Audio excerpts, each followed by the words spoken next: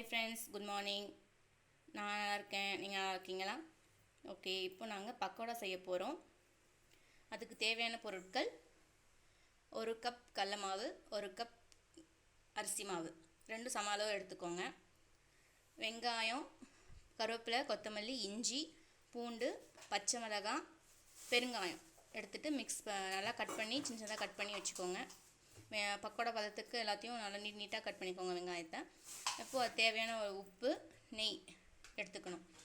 இப்போ நாங்கள் மிக்ஸ் பண்ண போகிறோம். ஃப்ரெண்ட்ஸ், இப்போ நாங்கள் கடல மாவு எல்லாத்தையும் இப்போ மிக்ஸ் பண்ண போகிறோம். வெங்காயம் எல்லாத்தையும் போட்டு நம்ம கட் பண்ணது எல்லாமே போட்டு அரிசி எடுத்து வச்சுருக்கோம்னா அதையும் சேர்த்து மிக்ஸ் பண்ணி, அப்புறம் மிளகாய், சோம்பு, ஜீரகம் அது பொடி பண்ணி வச்சுருக்கோம், அதையும் ஆட் பண்ணிக்கிட்டு நெய் தேவையான அளவு கொஞ்சம் போட்டுக்கிட்டிங்கன்னா தான் அது கொஞ்சம் மணமாக இருக்கும்.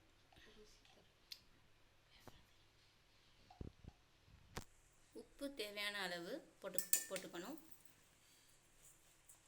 இப்போது தண்ணி கொஞ்சம் கொஞ்சமாக விட்டு பிசையணும்.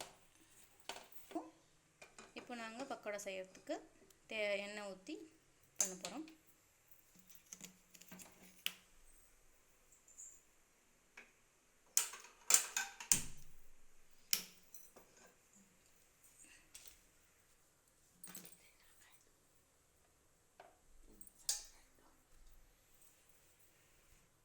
இப்போ எண்ணெய் ஊற்றிக்கலாம்.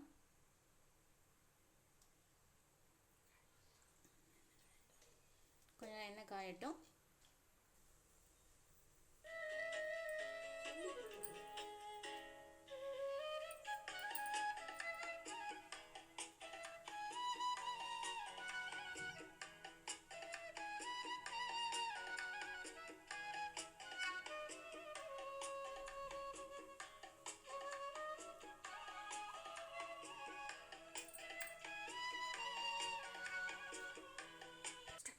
இப்போ நான் எண்ணெய் காஞ்சிட்டு இப்போ ஒன்றா போட்டு நம்ம பக்கோடா எடுக்க போகிறோம்.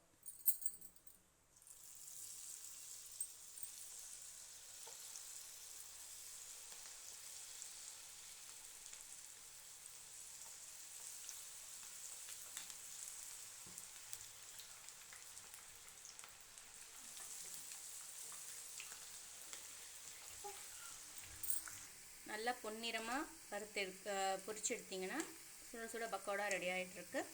சாப்பிட்லாம். சவுண்ட் வருது பார்த்தீங்களா? முறுமுறுன்னு எம்மி பக்கோடா ரெடி ஆகிட்டு. இந்த மாதிரி ஒன்றா நாங்கள் போட்டு எடுத்து நீங்கள் பார்த்துக்கலாம்.